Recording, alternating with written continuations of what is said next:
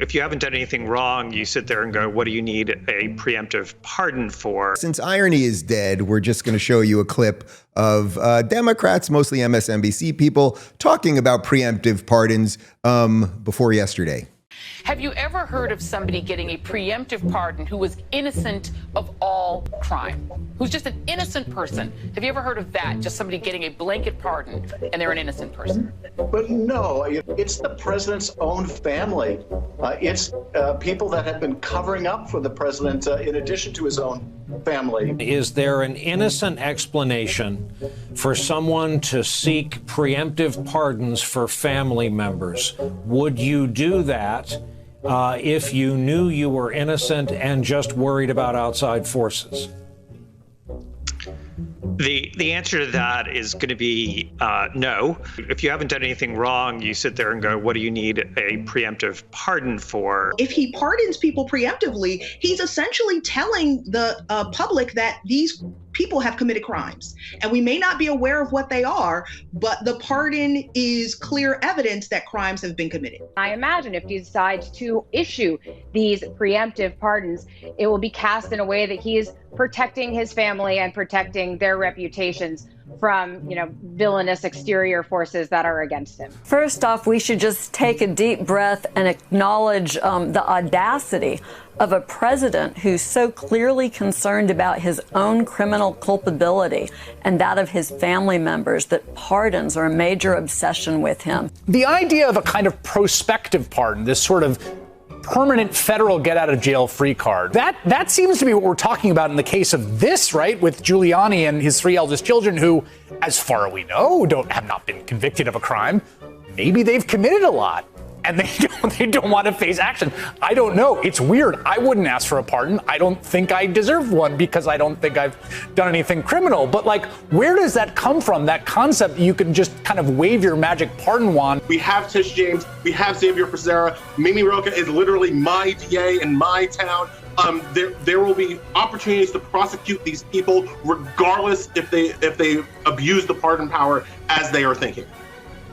Hopefully, Ellie, there will be a skyfall on this entire crime family, and there will be another day for them to die. The president does indeed pardon, let's say, Rudy Giuliani or any members of his family. Would you see that, and I asked Preet Bharara this question, as essentially an admission of guilt?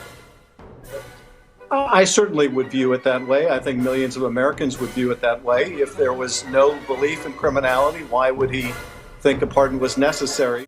We had way more of that. There is much more, I assure you, but we're just going to come back because your mind was actually blown in the first 10 seconds of that. You didn't fully realize what was happening there. I was thinking about Joy's hair. That's what I was thinking. I couldn't understand how that was happening. I couldn't understand how they were talking about preemptive pardons in such a derisory manner when, and you and Phoenix explained, Trump didn't preemptively pardon any of his acolytes or family members. To be clear, people, if you were not paying attention before that, those were all from 3-4 years ago when Trump didn't. They were worried that Trump was going to do the pardons for his children who had been committed of no crime, or Giuliani or anyone else.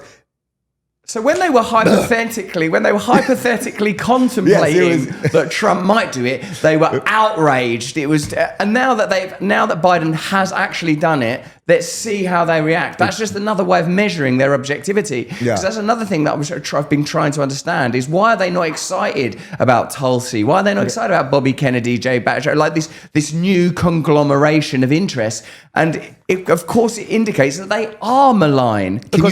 Can you somehow recreate that magical moment that you did on Bill Maher when you were talking about MSNBC? Because that capsulates it, right? I know that would be tough to recreate. Have their, I can't remember what I said, and I try not to watch myself. There was no one named Joe. It wasn't the morning. Yeah, that was pretty funny. I'm glad I did that. Yeah. But what I was pointing out is that people, generally speaking, none of us are aware of our own biases, and by our nature, we're not aware of our own unconscious. So we have to at least acknowledge fallibility, and be open to the possibility that other people's perspectives are valuable. And if you're not doing that, you're participating in the problem. It's the start of a new year, and if you've been thinking about starting a resolution that helps you grow, why not commit to learning something new? Hillsdale College is making it easier than ever with more than 40 free online courses. That's right, more than 40 free online courses. You can dive into topics like the works of C.S. Lewis, the stories in the book of Genesis, the meaning of the U.S. Constitution, the rise and fall of the Roman Republic, or the history of the ancient Christian church, all with Hillsdale College's free online courses. Personally, I'm loving Hillsdale's course, Constitution 101, the meaning and history of the Constitution.